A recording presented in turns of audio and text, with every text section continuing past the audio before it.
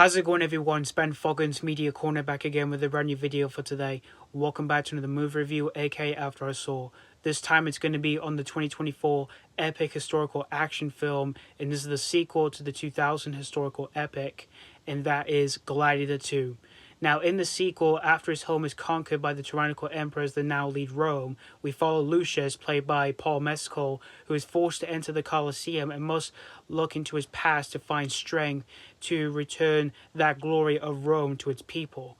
So that's pretty much the story of Gladiator 2. Now, what can I say about the original Gladiator movie from 2000? It's such an awesome yet epic historical film by Ridley Scott, and it is definitely one of my all-time favorites when it comes to Ridley Scott as a filmmaker. And it is still fascinating to see that he is still making movies since he's now in his 80s now, and when it is his time, it will be really sad when he's gone and all that, because he's made some amazing piece of art over the years, Alien and Blade Runner and so on. And even for some of his recent works he's been doing in recent years, they've been really damn good as well, like The Martian and stuff.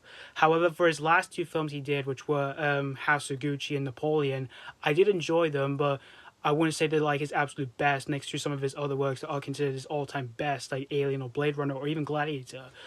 But when I heard there was going to be a sequel to Gladiator, I was really intrigued to see where this one was going for. And this is another sequel to an old movie, in which we've been getting that in recent years for some recent movies. And for this year, we've had quite a fair amount of those types of movies this year. Like, we've had Twisters, which I did enjoy, that sort of standalone sequel to the original Twister film.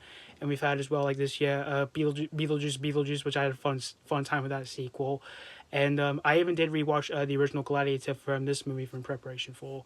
And I did check out this movie the next day at my job for free, and it was in a really packed screening with a lot of people in it. And even one of my friends was there, and we both went to see this movie together at my job for free.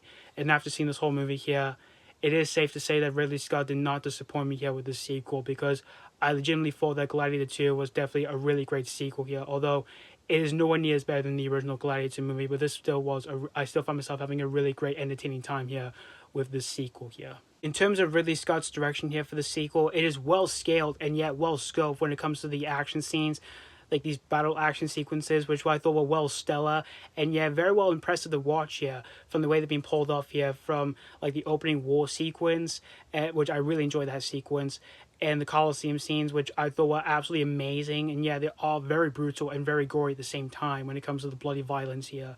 Although there are times the film does use a bit of effects for these animal creatures in the film, and to me they just felt unconvincing here.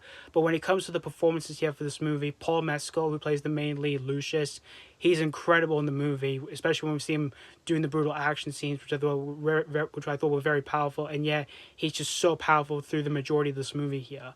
And Pedro Pascal's in the movie, and I thought he was great as well. And his character was well complexed here throughout the movie. And Connie Nielsen, who was in the original movie, she came back for the sequel, and she's great once again here. And Joseph Quinn and Fred Hechinger, who played these two emperors, they were both great and they were fun together here. But the biggest show stealer here in terms of acting performances here for this movie is, of course, Denzel Washington here. He's just so well commanding and so well complex through the majority of this movie here, and I can definitely see him getting another Oscar nomination here for Best Supporting Actor, because again, he's just so incredible throughout the majority of this film. And yeah, I just love him throughout, because he's one of my favorite actors here. However, when it comes to the storytelling here for the film, the best way I can describe this whole storytelling here for this movie here, it tends to have like the same paint from the original Gladiator movie, where it does tend to be a bit similar to that film, like having a few beats from the original and all that. And there's not like a single scene in this one that's like as iconic like the original film. But it does tend to have a few new paints as well when it comes to like the new stuff that you've added in, like new characters and all that, as well, like the new Colosseums and stuff like that. But in the end, guys, Gladiator 2, I definitely had a really great time with the sequel here. But again, it's nowhere near as good as the original Gladiator, but this still was a great work from Ridley Scott. And the best way I can describe, and after seeing this whole thing, I was all like this. I'm going to give Gladiator 2 4 out of 5. Definitely another great legacy sequel here, alongside some other legacy sequels that we'll be getting in recent years here as well here. So yeah, thank you guys so much for watching for my AK After I Saw review on Gladiator 2, and let me know what you think of the sequel, if you've seen this already, or if you just recently checked this out. Did you find yourself really entertained with this one, or were you not entertained with the sequel here? As always, thank you guys so much for watching, and this has been Foggins Media Corner signing off.